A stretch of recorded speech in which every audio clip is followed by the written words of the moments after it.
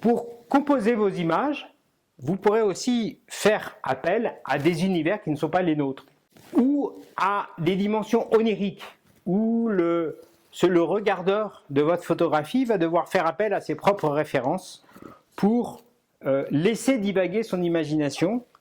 Alors, on a des résultats qui sont parfois très très intéressants par cette technique.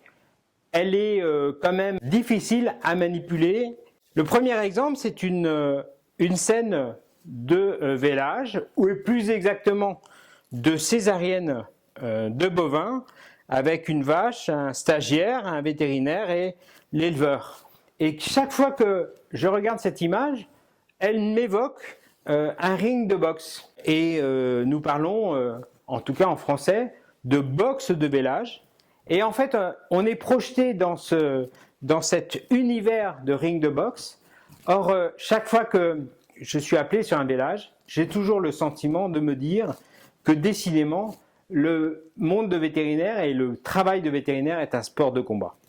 Une autre photographie, cette photographie a été prise dans un poulailler. Vous avez donc un vétérinaire qui est présent, que l'on voit ici, et l'éleveur que l'on retrouve qui rentre derrière.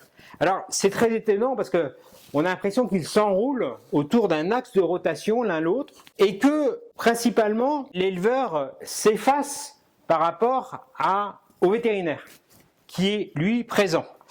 Et on constate que le vétérinaire est quand même relativement soucieux.